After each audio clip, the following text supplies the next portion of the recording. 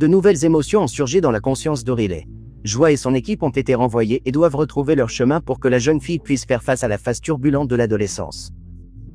Aujourd'hui, nous allons résumer l'histoire du film Vice Versa 2 de 2024. Sur une patinoire de hockey sur glace, la jeune Riley se prépare pour un grand match.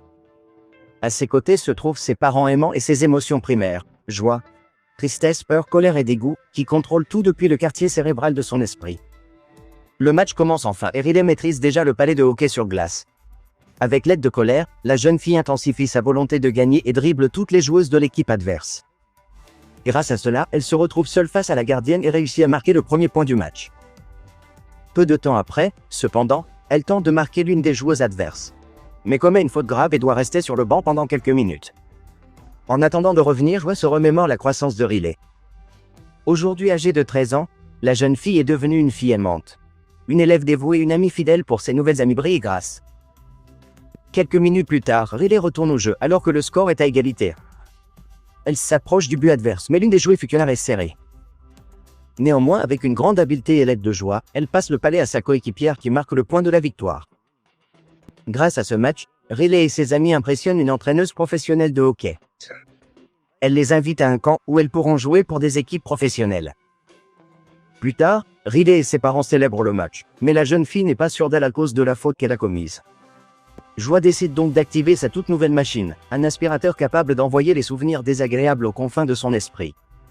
Avec ce nouvel équipement, Riley pourra se concentrer sur le jeu et les bons souvenirs, tout en gardant les pensées intrusives hors de sa tête. Ensuite, Joie emmène Tristesse dans le système de conviction. Là, les deux découvrent une immense fontaine faite de fils de lumière, représentant ce qu'elles appellent le sens de soi. Autrement dit, l'essence de Riley.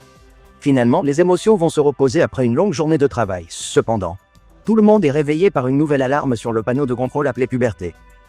Les émotions sont effrayées par cela, et Joie jette l'alarme dans l'aspirateur.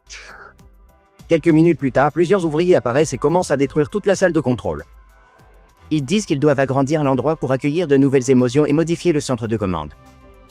Avant qu'ils ne finissent le travail, l'heure du déjeuner arrive et ils laissent la pièce en désordre. À ce moment-là, la mère de Riley la réveille pour aller au camp. Cependant, elle remarque que la jeune fille est plus impatiente et agacée. La mère se rend vite compte que sa fille traverse la redoutable puberté.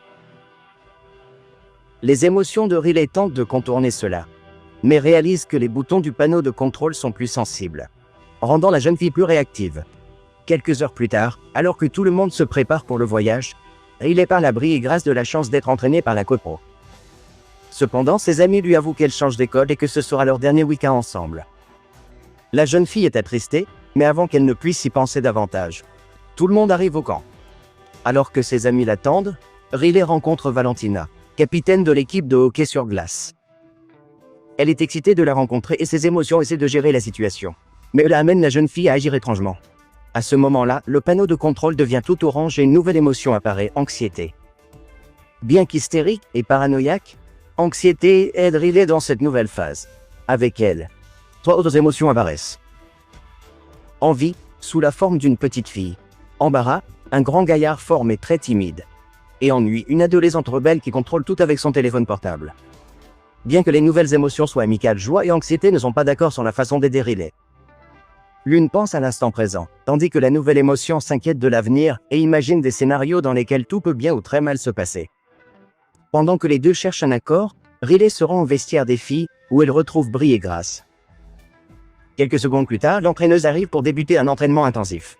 Anxiété et embarras essaient de faire agir Riley avec prudence, mais Joie veut que la jeune fille profite de son dernier week-end avec ses amis. L'entraîneuse désapprouve l'attitude joyeuse et immature de la jeune fille, et oblige tout le monde à s'entraîner dur. Pendant l'entraînement sur la patinoire, les filles plus âgées parlent en mal de Riley. Voyant cela, Anxiété prend le contrôle et pousse la jeune fille à s'excuser auprès de Valentina, qui l'aide ensuite à s'entendre avec l'équipe. Quelques minutes plus tard, l'entraîneuse commence une autre session d'entraînement, divisant cette fois le groupe en deux équipes. Brie et Grace vont d'un côté et Riley hésite entre les rejoindre ou suivre Valentina. Joie veut que la jeune fille reste fidèle à ses amis et choisit de rejoindre leur équipe. Cependant, sans hésiter, Anxiété retire le sens de soi de Riley et le jette aux oubliettes car elle veut le meilleur pour son avenir. Pour ne rien arranger, elle dit que les émotions primaires ne peuvent plus répondre aux désirs de la jeune fille et dit à Embarras de toutes les emmener. Avec le champ libre pour faire ce qu'elle veut, Anxiété place un de ses souvenirs au centre des convictions, afin qu'à partir de ce jour, ce soit l'émotion principale de Riley. Pendant ce temps, les émotions primaires sont mises dans un bocal et emmenées dans la chambre forte des secrets. Là, elles sont piégées dans une chambre forte sombre, où elles rencontrent deux personnages que la jeune fille aime secrètement. Le chien bouclier s'appelle Julien. En plus d'eux, le secret le plus sombre de la jeune fille est caché dans le coffre-fort, sous la forme d'un monstre à capuche.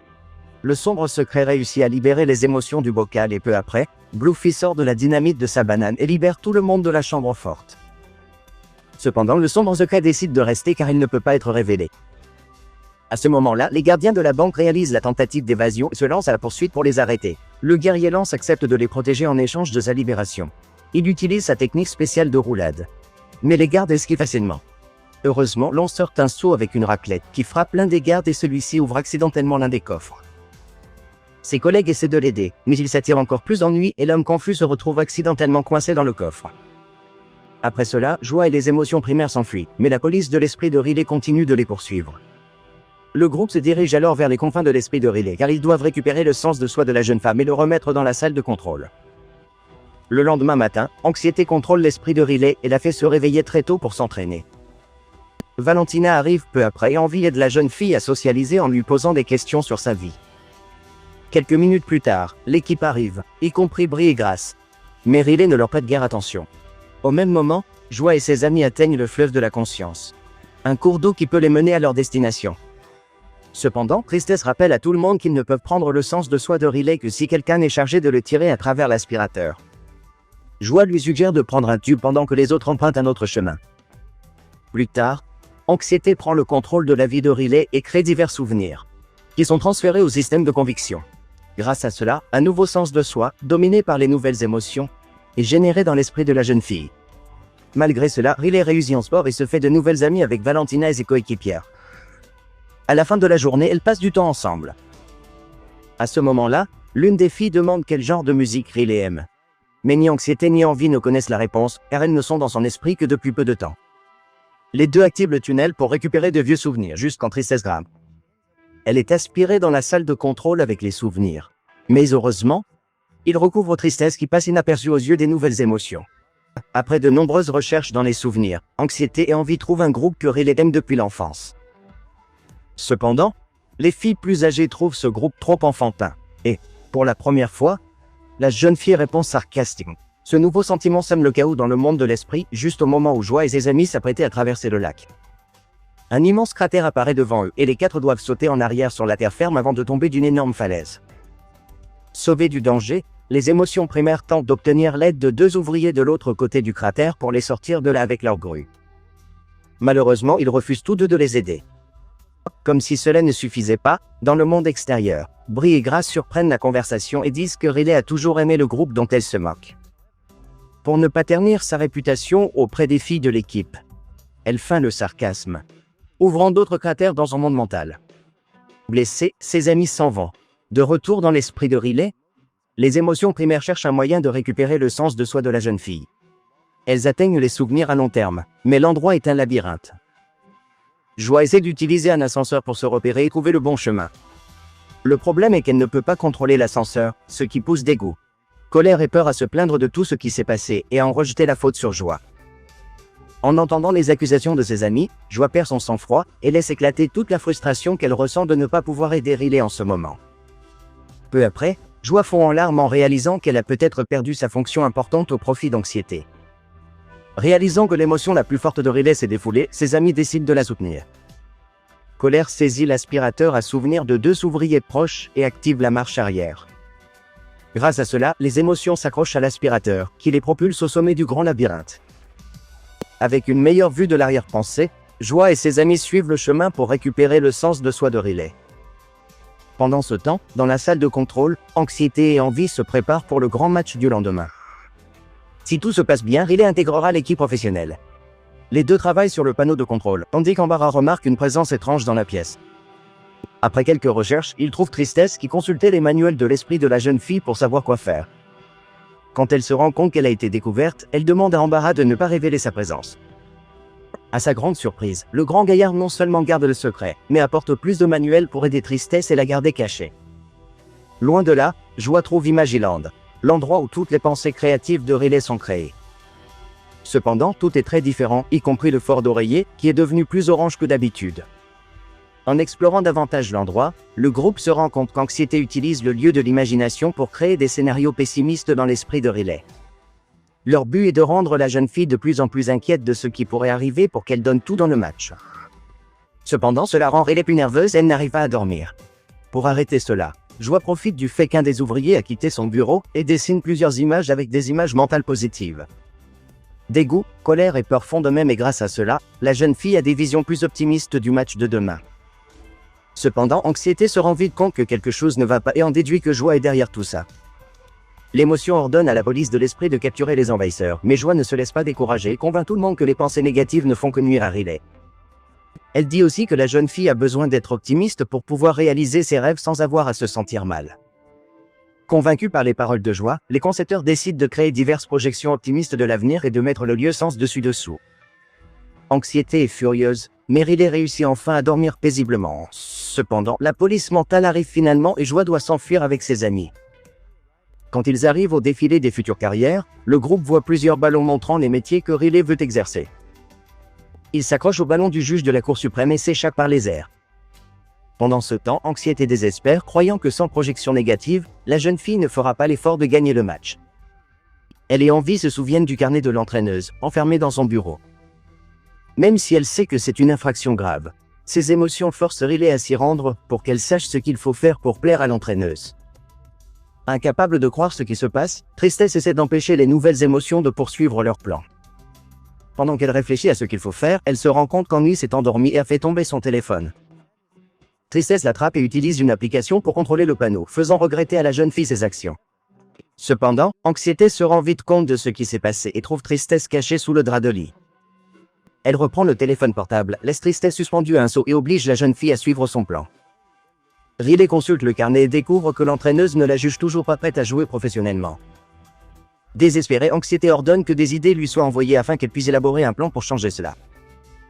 Soudain, une pluie d'idées s'abat sur l'esprit de Riley, juste au moment où Joie et ses amis s'envolent dans le ballon. La situation ne fait qu'empirer lorsque la pluie se transforme en un immense ouragan d'idées, et que les émotions primaires y sont aspirées. Joie voit que les idées sont très mauvaises et essaie de les détruire, mais il n'y a aucun moyen de toutes les arrêter, et elles doivent fuir l'ouragan. Quelques secondes plus tard, une grande idée, de la couleur d'Anxiété, se forme, mais Joie la retient pour l'empêcher d'atteindre l'esprit de la jeune fille. Cependant, si elle ne lâche pas, tout le monde sera aspiré dans l'œil de l'ouragan. Sans autre choix, Joie laisse la grande idée aller à la salle de contrôle, tandis qu'elle et ses amis tombent au sol. À la dernière minute, Heur révèle qu'il a un parachute dans ses vêtements et réussit à sauver tout le monde. Après cela, la grande idée parvient à Anxiété qui la met immédiatement sur le panneau de contrôle. Le lendemain matin, Riley se réveille déterminée à obtenir une place dans l'équipe par tous les moyens. Elle prend un stimulant, se teint les cheveux en rouge pour ressembler à Valentina, et essaie d'impressionner les filles de l'équipe tout en étant ignorée par Brie et Grace. Pendant ce temps, Joie et les autres arrivent enfin au fond de l'esprit de la jeune femme et trouvent son sens de soi.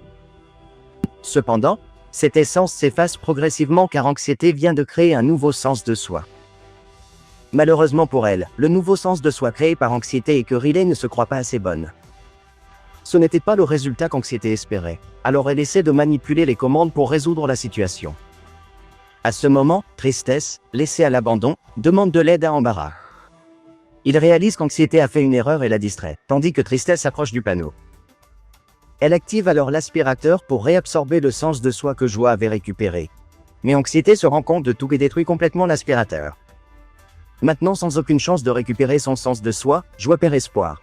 Réalise qu'elle n'est plus l'émotion principale de Riley et abandonne tout. Peu après, le grand match de hockey sur glace est sur le point de commencer et Anxiété veut que la jeune fille marque 3 buts dans le match à tout prix. Ainsi, elle battra le record de Valentina et sera sûrement appelée dans l'équipe pro. Finalement, la compétition commence et Riley récupère le palais immédiatement. Cependant, au lieu de le passer à sa coéquipière qui était démarquée, elle a fait un mouvement en 1 contre 1 et a marqué le premier point. De retour dans l'esprit de la jeune fille, Joie est triste, mais ses amis l'aident à comprendre que même s'ils ne sont plus importants, ils doivent garder l'essence de Riley en acte. Alors Colère a l'idée d'invoquer la banane magique du chien Bluffy. Heureusement, elle apparaît bientôt et tout le monde demande quelque chose à l'intérieur pour les aider à atteindre la salle de commande.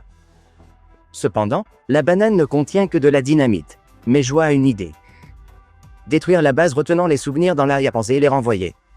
Sans perdre de temps, les émotions primaires font exploser la dynamite, détruisent la base de pierre et sont emportées avec les mauvais souvenirs par le monde mental de Riley. Pendant ce temps, la jeune fille devient obsédée par la victoire à cause de son anxiété.